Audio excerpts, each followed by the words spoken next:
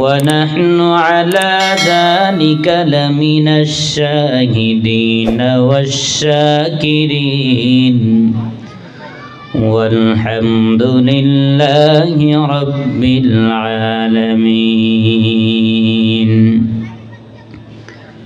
तौहीद की अमानत सीनों में है हमारा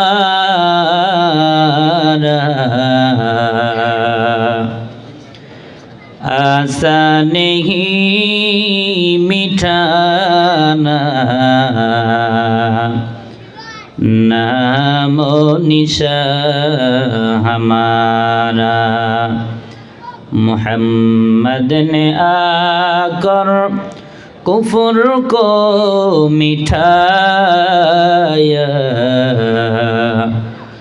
कुफ्र को मिटाकर सदाकत बताया बलगल उला बिकमालिही कशफत दुजा बिजमालिही हसनत जमीउ खिसालिही सल्लु अलैहि व आलिहि ला इलाहा इल्लल्लाह ला इलाहा এই ফুলটা সরান এই বড় ভাই এই দুটো সাউন্ড ভাষণ আর না হলে মাইক খুলে এনে আমার কানের দিকে দেন ভাষণ ওর ভাষণ ভাষণ ভাষণ সাউন্ড ভাষণ লা ইলাহা ইল্লাল্লাহ জোড়ে লা ইলাহা দেন আরো বাড়ান মাস্টার বাড়ান টন বাড়ান যা আছে সব বাড়াই দেন লা ইলাহা ইল্লাল্লাহ লা ইলাহা ইল্লাল্লাহ লা ইলাহা ইল্লাল্লাহ লা ইলাহা তাহলে দুটো ঘুরে দেন লা ইলাহা ইল্লাল্লাহু মুহাম্মাদুর রাসূলুল্লাহ সাল্লাল্লাহু আলাইহি ওয়াসাল্লাম सल्लल्लाहु अलैहि वसल्लम सल्लल्लाहु अलैहि वसल्लम कौनैन का मुख्तार खुदा तुमको बनाया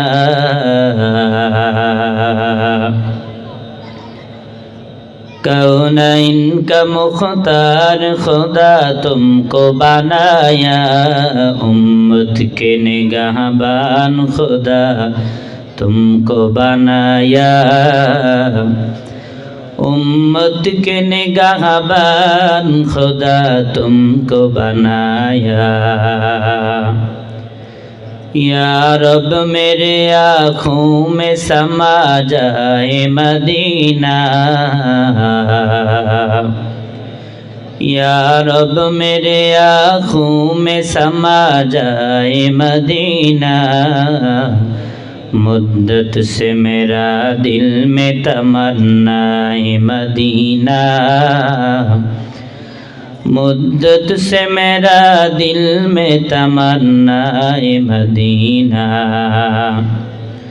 तलवार बकट हो के निकल मैदाने आसीर तलवार बकट हो के निकल मैदाने आसीर दुश्मन के मुकाबिल तो लगा नारे तकबीर दुश्मन के मुकाबिल तो लगा नारे तकबीर अल्हम्दुलिल्लाह आयोजित अध्यक्षर महती जलसार सम्मानित श्रद्धाभाजन सभापति साहेब प्रधान अतिथि और विशेष अतिथिवृंद देगर उलामा इकराम सामने बसा मुरब्बियान आजम समबयसी आमार युवक भाईरा पर्दार अंतराले अवस्थानरत बर्दानिशी मा ओ बोनेरा दयामय आल्लाह ताआलार दरबारे लाखो कोटी शुक्र सुजूद जे आल्लाह रब्बुल आलामीन कुरानेर मजमाए जान्नातेर बागाने उलामा हजरतेर सहबते आपनाके आमाके आसार और बसार तौफिक दिएछेन। आमरा जबान खुले बोली आलহামদুলিল্লাহ। পাশাপাশি লাখো কোটি দরুদ ও সালাম বর্ষিত হোক প্রিয় নবী সরকারি দু আলম নবী আরবি মুহাম্মদুর রাসূলুল্লাহ, আমরা বলি সাল্লাল্লাহু আলাইহি ওয়াসাল্লামের উপর। মুহতারাম হাজিরিন, মাহফিলে এসে আপনারা খুশি না বেজার? ভাইয়ের মাইক আলহামদুলিল্লাহ ভালো, কিন্তু আমার কানের দিকে শুধু একটু কম। পারলে ডিলে ডিলে সব বন্ধ করে দিয়ে এবার আর একটু শুধু টোন মাস্টার বাড়ায় সাউন্ডটা ভাসান, একটু ভাষায় দেন, সব কমান, ডিলে ডিলে কমান, মাস্টার বাড়ান, বেস বাড়ান। যারা যারা খুশি হয়েছেন দুহাত বাড়ে আল্লাহ তাআলাকে দেখান তো বলেন ইয়া আল্লাহ। সোজা করেন, সোজা করেন, একটু লাড়া দেন, আওয়াজ দিয়ে বলেন আল্লাহু আকবার। আর একটু বাড়ান, আরো জোরে বলেন আল্লাহু আকবার। চিল্লা বলেন তো আমাদের মালিক কে? আমাদের জবানদাতা কে? বিধানদাতা কে? একটু আওয়াজ দিয়ে বলেন আল্লাহু আকবার। আল্লাহ ছোট না বড়? আল্লাহ নামের আওয়াজটা ছোট হবে না বড়? রাজধানীর মানুষের আওয়াজ যদি এমন হয় তাহলে বাহিরের মানুষ কি করবে? হ্যাঁ, একটু জোরে আওয়াজ দিয়ে বলেন আল্লাহু আকবার। হাত নামান। এখনো কি আল্লাহর কথা বলতে ভয় হয়? আল্লাহকে ডাকলে ভয় হয়? আল্লাহু আকবারের স্লোগান দিতে ভয় হয়? কোনো জালেম কি এখনো আছে? তাহলে কথা বলছেন না কেন? একটু জোরে বলেন, ভয় হয়? এজন্য আমি বলি, একে একে শেষ করেছি, সবার দেখা হইল শেষ। দেখতে দেখতে গোল্লা গেল আমার সোনার বাংলাদেশ। আসলেই ঠিক? তাহলে ঠিকের আওয়াজ এত কম কেন? এবার ঠিক আছে ভাই, বড় ভাই আর বলেন না। আলহামদুলিল্লাহ, আপনার জন্য দোয়া। একটা বিয়ে হলে যেন আরো 3টা হয়, আর না হলে যেন সব থেকে বড় সুন্দরীটা হয়। বসেন ভাই, আমার খুব ভালো, যেমনে চাইছি তেমনে করে দিয়েছি। আর হাত দিয়ে না, আপনিও বসেন। জোরে বলেন, আমি কি ঠিক বললাম না বেঠিক বললাম? আপনারা বললেও ঠিক, না বললেও ঠিক। জোরে বলেন, ঠিক না বেঠিক? নিচে বসেন। একে একে শেষ করেছি, সবার দেখা হইল শেষ। দেখতে দেখতে গোল্লা গেল আমার সোনার বাংলাদেশ। স্বাধীনতার বয়স পেড়ে 50-এতে পা দিলাম।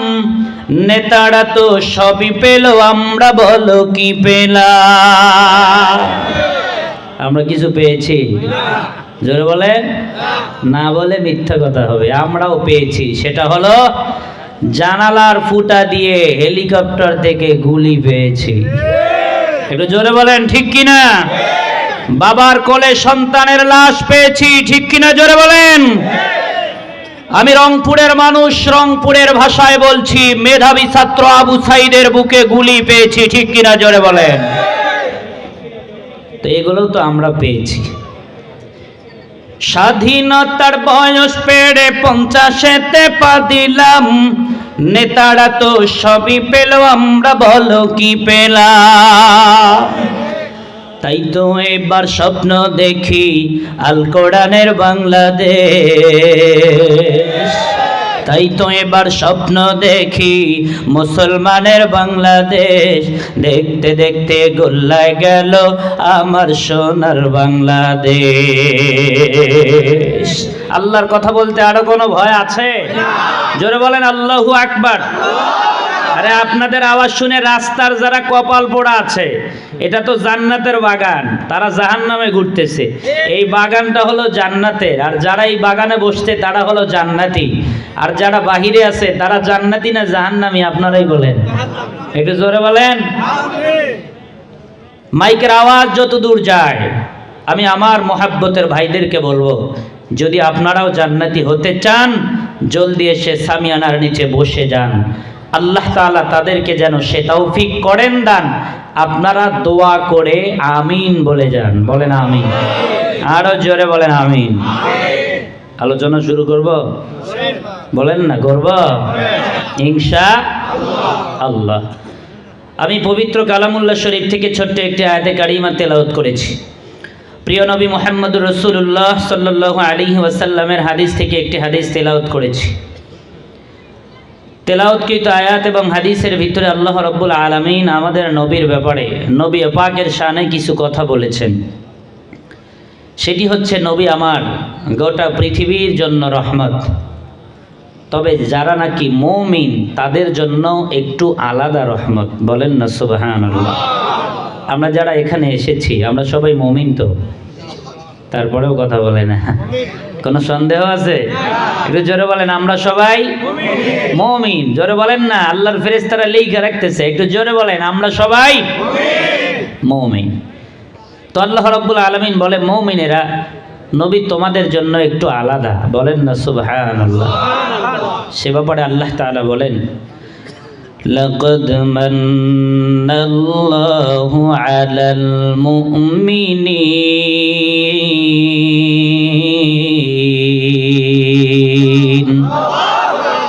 কোরআনের তেলাওয়াত করলে জাদাতহুম ঈমানা, ঈমানদারের ঈমানের ব্যাটারিতে চার্জ হয়, এজন্য ঈমানদারের জবান দিয়ে আল্লাহু আকবার বের হয়। আর যার অন্তরে যেমন ঈমানের পাওয়ার আছে তার জবানে আল্লাহু আকবারের পাওয়ারও তেমন আছে। এজন্য আমি আবারও তেলাওয়াত করছি, যতবার তেলাওয়াত হবে বয়ান শুধু আমি না, যারাই তেলাওয়াত করুক আমরা আল্লাহু আকবার বলবো। পারবো তো ইনশাআল্লাহ? হ্যাঁ, মাইকলা ভাইও বলতে হবে। জোরে বলেন, পারবো তো? হ্যাঁ, আবারও তেলাওয়াত করছি। লাকাদ মান্নাল্লাহু আলাল মুমিনিন।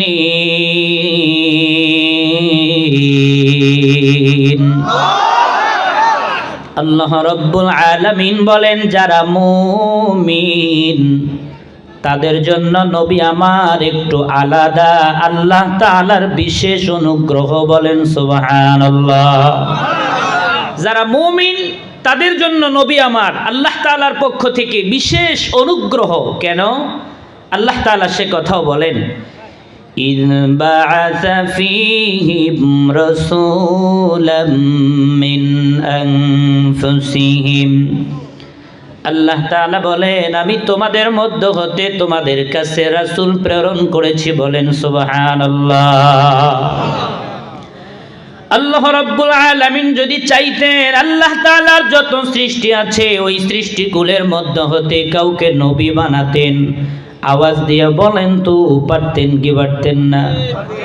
এমন কি আল্লাহ যদি চাইতেন আল্লাহর ফেরেশতাদের মধ্য হতে কাউকে নবী বানাইতে, আওয়াজ দিয়া বলেন তো পারতেন কি পারতেন না? কিন্তু আল্লাহ রাব্বুল আলামিন বলেন, না না, আমি তোমাদের মধ্য হতে কেন রাসূল পাঠালাম শোনো। মানুষ তো মানুষের কাছেই মনের কথা খুলে বলতে পারে, অন্য কোনো প্রাণী কিংবা অন্য কারোর কাছে মনের কথা খুলে বলতে পারে? জোরে বলেন। ও ঢাকার মানুষ, এখান থেকে আর একটা জিনিস শিক্ষা নেন, সেটা হলো খলিফা কিংবা আপনাদের নেতা তাকেই বানাবেন যার কাছে মনের কথা খুলে বলতে পারবেন। ইতিপূর্বে তো এমন নেতা আমাদের কপালে জুটেছিল, তাদের কাছে খুলে বলবো তো দূরের কথা, তাদের চামুচ টামুচ তাদের ভাব দেখলেই বাঁচা যায় না। কথা বলেন ঠিক কিনা? আবার মনের কথা কি বলবেন? আল্লাহর জমিনে আল্লাহর কোরআনের কথা হবে, সেখানেও কত রং বিরঙের বাধা। ঠিক কিনা? জোরে বলেন। এজন্য আল্লাহ তাআলা বলেন, আমি তোমাদের মধ্য হতে রাসূল প্রেরণ করেছি তোমাদের কাছে, এটা তোমাদের জন্য বিশেষ অনুগ্রহ এবং আল্লাহ তাআলার দয়া। বলেন না সুবহানাল্লাহ। আল্লাহ রাব্বুল আলামিন বলেন, ইয়াতলু আলাইহিম আয়াতিহি ওয়া ইউযাক্কিহিম।